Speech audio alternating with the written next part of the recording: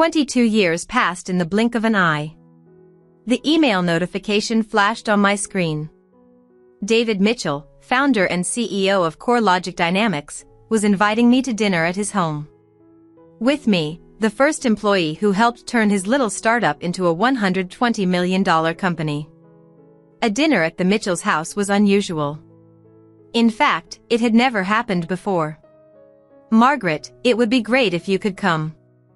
Catherine is eager to see you. We have some exciting news to share. Subscribe to the channel and hit like to get access to more stories like this." I frowned as I looked out the window of my office. In recent months, small signs had started showing up. Important meetings cancelled at the last minute. David avoiding my gaze in the hallways. My name removed from key emails. Small signs that, put together, formed a worrying pattern. I accepted the invitation, of course. What else could I do? I was the person who had stood by David when the main system failed 3 days before our presentation for our very first big client. I pulled 72 hours of no sleep to fix everything. I was there when we had to lay off half the team during the 2008 crisis. I helped rebuild. CoreLogic was as much mine as his. At dinner, David's mansion shone with elegant lights. Catherine opened the door with a smile that didn't reach her eyes. "Margaret. I'm so glad you could make it." David appeared in the entry hall, accompanied by his daughter Ashley. The 20-year-old had just finished an executive course at an elite university. Her eyes quickly scanned me, measuring my worth in mere seconds and clearly deciding that I wasn't much. "Is this Margaret?" she asked in a tone mixing surprise and disappointment. I was expecting someone more tech-savvy. During dinner, the conversation flowed artificially. Then David cleared his throat and raised his expensive wine glass. "Margaret, you're an essential part of CoreLogic's history. No one has done more for the company than you." He paused for dramatic effect. "That's why I think you're going to love this news. Ashley is joining the executive team." I maintained my fixed smile as he continued. "She brings a fresh vision, new ideas. You know how fast our industry changes." Ashley leaned in, her bright smile revealing perfectly aligned teeth. "I'm so excited to work with you, Margaret. I'm sure you have as much old wisdom to share. I'll call you Office Grandma." She laughed as if she'd just said something adorable. It was at that moment that I completely understood. It wasn't a transition. It was a replacement. I was being gently pushed aside, relegated to a decorative role while his daughter took over everything I had worked for over 2 decades. That night, when I got home, I opened my personal safe. Inside was a dusty document that David had given me 18 years ago. When the company was just starting and they couldn't pay me what I was worth, David offered me 5% of the company's shares. "One day, this will be worth something," he said. That paper was now worth about $6 million. And more importantly, it gave me a voice on the board. I didn't sleep that night. Instead, I started planning. Vengeance wasn't my style. Fair recognition, yes. I spent the next week compiling every project I developed, every crisis I solved, every innovation I brought to CoreLogic. I scheduled a meeting with Olivia, an attorney specializing in intellectual property. "You have a strong case," she said after reviewing my documentation. "Many of the company's core systems bear your signature all over." In the second week, I noticed Thomas, the data engineer, watching Ashley with skepticism during a meeting where she proposed dismantling the security system I had architected. "Margaret, can we talk?" he asked afterward. "I'm worried about these changes." "Let's grab a coffee," I replied. "And maybe call Jessica from operations too." That's how my network of allies started forming. Not out of personal loyalty, but out of genuine concern for the company we all helped build. Meanwhile, Ashley began her restructuring, removing security layers, rearranging teams arbitrarily, ignoring the institutional knowledge that kept everything running. I watched in silence. I documented every mistake. and I waited for the right moment to act. The first sign of real trouble came 3 weeks after dinner. I received an urgent call from Jessica at 7 in the morning. "Margaret, we're having serious problems with the main server. Ashley authorized an update without following the security protocols you established." I went straight to the office, leaving my coffee half finished. On the way, my phone buzzed with a text from Thomas, "Backup system also compromised." You were right. When I arrived, I found a panicked IT team. The update had corrupted the main database managing accounts for 37 corporate clients. Ashley was moving around the room, pointing at screens and asking basic questions that showed her complete ignorance about our infrastructure. "Why don't you just try a simple rollback?" she asked, irritated. "Because your new protocol disabled our ability to do instant rollbacks," Thomas replied, not hiding his frustration. "The system that Margaret developed 3 years ago would have prevented this." Everyone's eyes turned to me as I entered. Ashley frowned. "Margaret. Great. Maybe you can help these techs understand how to solve basic problems." I swallowed the response I wanted to give. Instead, I walked up to the main terminal and started typing. I knew every line of code of the system like the lines on my own hand. After 45 minutes of intense work, we restored access to the main data. "We're going to lose some records from the last 12 hours, I explained to the team. "But we can rebuild them manually from the secondary transaction logs." Ashley tried to seem satisfied. "Great job, team. Exactly as I thought you'd solve it." She left quickly, probably to tell her father she had managed the crisis successfully. After she left, Jessica approached me. "That was just the beginning, wasn't it?" I nodded. "Her changes are stripping away the layers of security and redundancy we built over the years." Thomas joined us, holding his tablet. "Did you see the memo about the new optimization initiative? She wants to outsource half of the development department to cut costs." "Outsource to whom?" I asked, though I already suspected the answer. "A company called Mitch Tech Solutions. Founded 3 months ago." I exchanged glances with Jessica. We both knew, not needing to say it out loud, that it was probably a scheme to channel company money into a side project for the Mitchell family. That night, I received an unexpected call. It was Christopher Thompson, CEO of Technova, a respected competitor in the industry. "Margaret, I hope I'm not overstepping, but I heard about some changes at CoreLogic. I'd like to talk, maybe grab a coffee?" The next day, I met Christopher at a modest cafe 3 neighborhoods away from the office. He got straight to the point. "Technova is interested in acquiring CoreLogic. We believe there's a natural synergy between our platforms." "Why are you talking to me and not David?" I asked, stirring my tea. "Because sources in the industry tell me you're the real backbone of CoreLogic. And also," he smiled, "my legal team did their due diligence. You hold 5% of the shares, which gives you a seat on the board." I kept my expression neutral, but inside I felt a flash of validation. He continued. "I also heard rumors about the new direction of the company under David's daughter's leadership. Let's just say the potential value of CoreLogic is diminishing every week." "What exactly are you proposing, Christopher?" "A clean acquisition. Fair market value. And," he paused deliberately, "a guaranteed spot for you on our leadership team. Your expertise is invaluable, Margaret." I thanked him for the conversation, promised I'd think about it, and kept his card. I wasn't out for revenge, just fair recognition. If Technova could offer that while CoreLogic couldn't, it might be time to consider alternatives. The following week, the situation got drastically worse. Ashley's new optimization initiative started being implemented. Experienced developers were replaced by temporary contractors who didn't know our systems. Clients began reporting issues with the platform.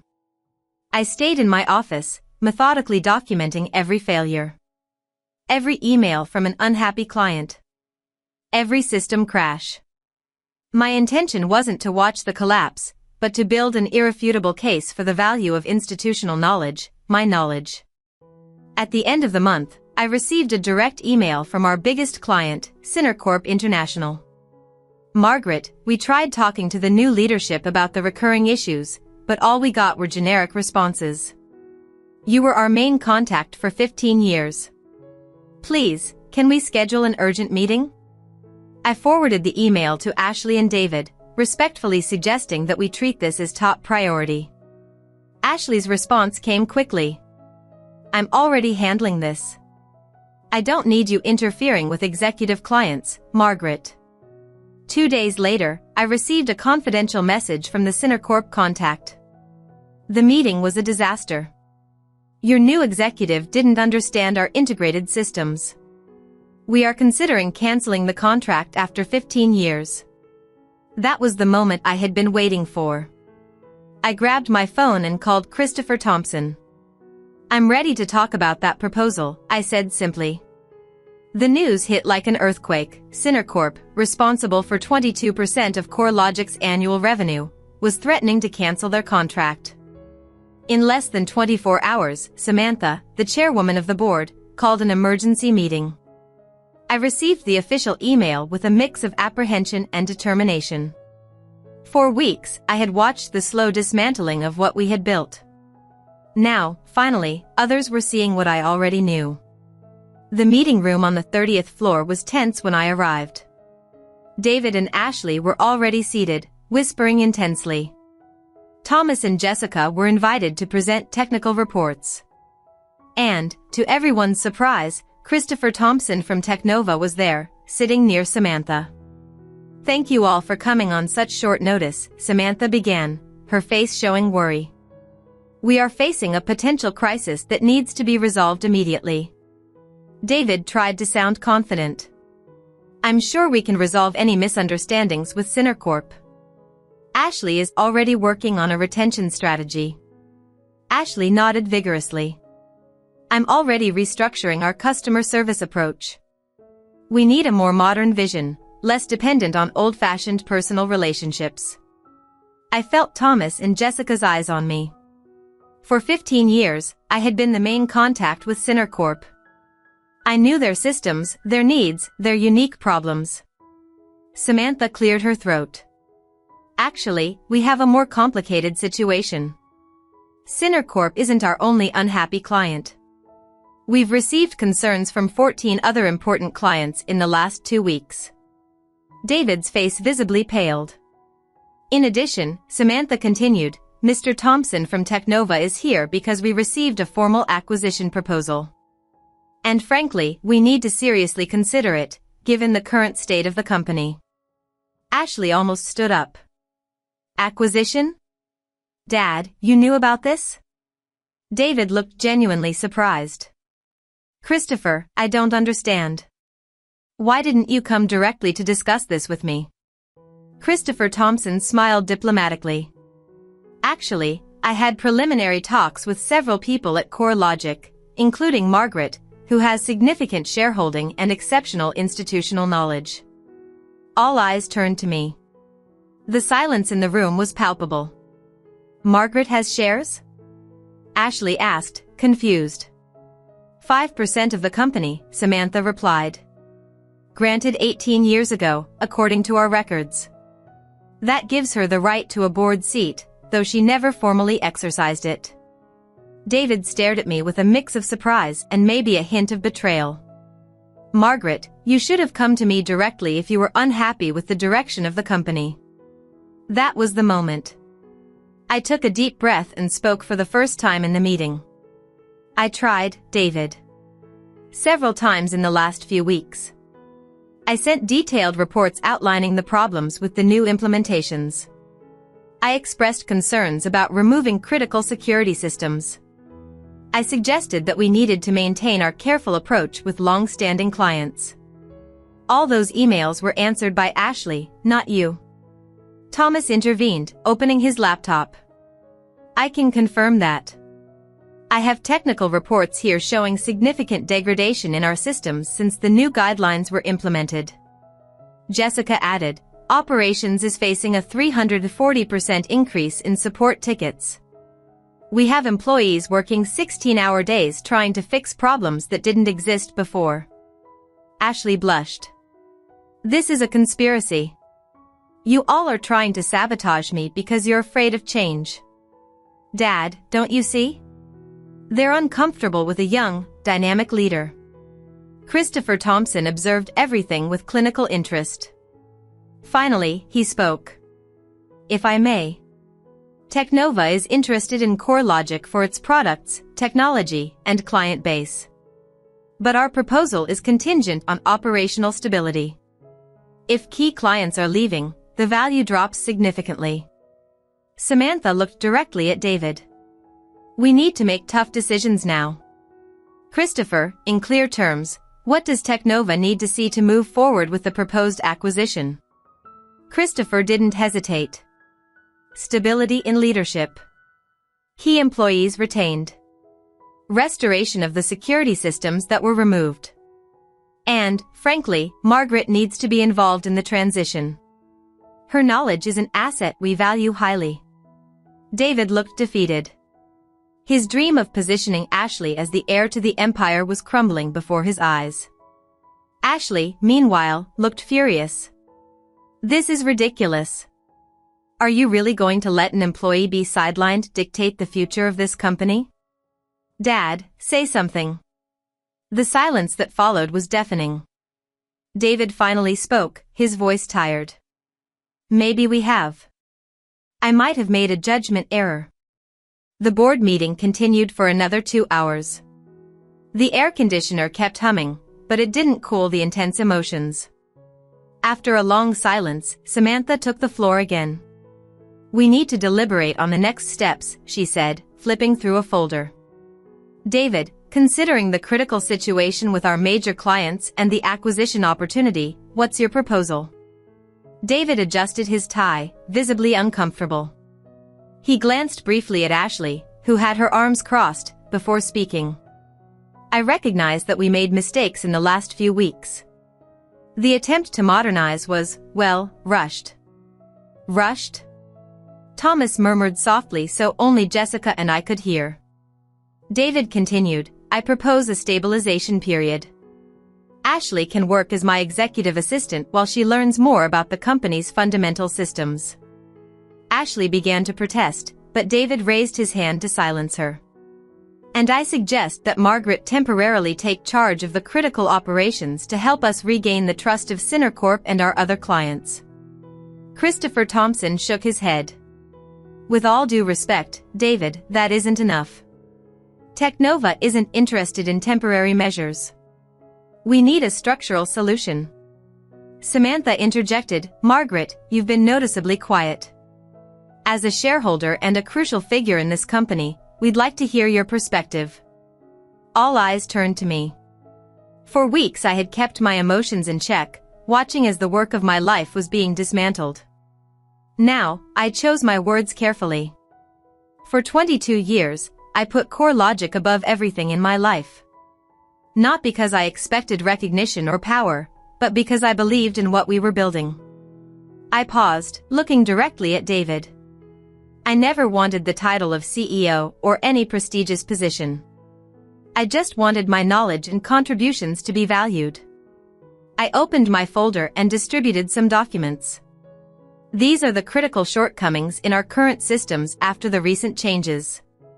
And these, I passed another set of pages, are the solutions I developed for each problem. They can be implemented immediately. The room fell silent as everyone reviewed the documents. I'm not interested in revenge or power plays, I continued. My only interest is seeing CoreLogic thrive, whether as an independent entity or as part of Teknova. Christopher Thompson looked impressed. That's exactly the kind of leadership we value, Margaret. Samantha quickly consulted the other board members before speaking again. David, I think we need to consider a more significant restructuring. Given Teknova's interest in the situation with our clients, we propose the following. You take on an advisory role as founder. Ashley goes back to university to complete her studies with a full corporate scholarship. Ashley blushed with indignation, but Samantha continued relentlessly. Margaret will lead the transition team, working directly with Technova to ensure a smooth integration of our systems and client retention. David looked devastated, but he slowly nodded. If it's best for the company. And what about me? Ashley demanded, her voice trembling with anger. You can't just discard me. Nobody is discarding you, Ashley, I replied softly. We're recognizing that experience can't be replaced by a diploma, no matter how prestigious the institution. You have potential, but you need time to develop practical knowledge. Christopher Thompson checked his watch. Given the new direction, Technova is ready to proceed with the proposed acquisition. Our lawyers can start drafting the documents immediately. Samantha looked at me. Margaret, do you accept to lead the transition team? I thought about the 22 years I had dedicated to CoreLogic. The sleepless nights solving critical issues. The sacrificed weekends. My personal life often put on hold. I also thought about the future ahead. I accept, on one condition. I want the autonomy to form my own transition team, including Thomas and Jessica, with proper compensation for everyone involved. Granted, Samantha replied without hesitation. In the following weeks, we implemented the solutions I had prepared. The systems returned to their expected performance. SynerCorp not only kept their contract but even expanded their partnership. Other clients expressed relief at the return to stability. The acquisition by Technova progressed rapidly. My 5% shares turned into a considerable sum, a value that would give me financial security for the rest of my life. But it wasn't about the money. It never was. David maintained his role as a consultant, though he rarely showed up at the office. Ashley actually went back to university, enrolling in a program focused on system development, seemingly inspired, ironically, by my work. 6 months after that decisive board meeting, the transition was almost complete. CoreLogic was now officially a subsidiary of Technova, retaining its brand and main team while gaining access to much larger resources. In my new office's bigger and with a better view, I must admit, I was finalizing the integration reports when I received an email from Christopher Thompson. Margaret, I would like to discuss your permanent role in the organization. Lunch tomorrow? At the upscale restaurant that Christopher chose, he got straight to the point.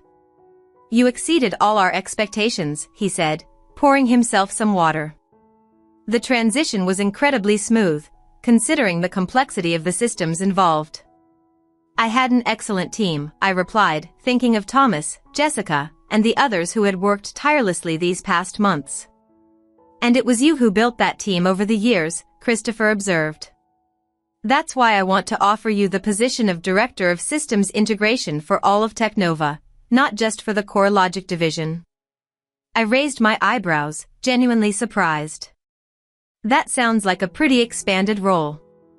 It is. With a substantial salary increase, of course.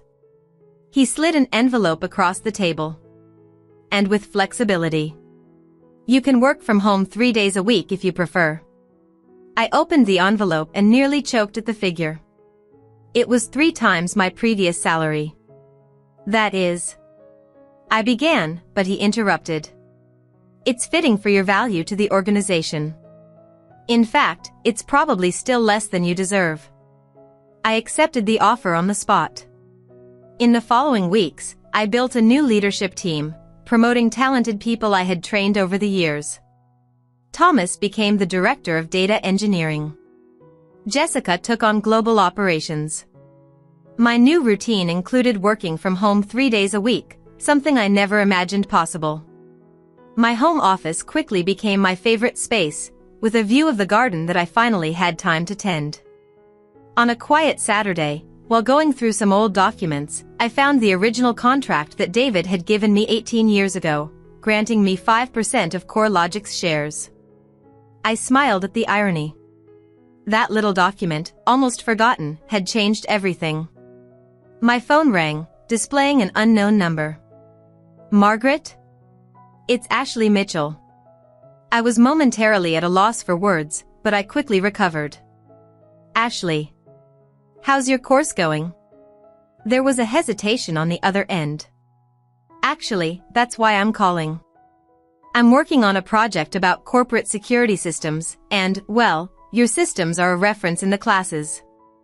I couldn't help but smile. And you'd like some guidance? If it isn't too much to ask, she replied, her voice noticeably more humble than I had ever heard. I've realized there's so much I can learn from you. We scheduled a coffee meeting for the following week. Not out of any sense of vengeance or superiority, but because sharing knowledge has always been what I valued most. That night, I received an unexpected email from Samantha. Margaret. I wanted to express my admiration for the way you handled the entire situation. Many in your position would have chosen the path of retaliation or completely walked away from the company. Instead, you demonstrated what true leadership is, putting the good of the organization and its people above personal interests while still firmly holding on to your value. CoreLogic thrived for 22 years largely thanks to your silent work, often unrecognized. Today, as part of Technova, your legacy will continue for many more years. The systems you built, the people you trained, the culture of excellence you helped establish, it all remains.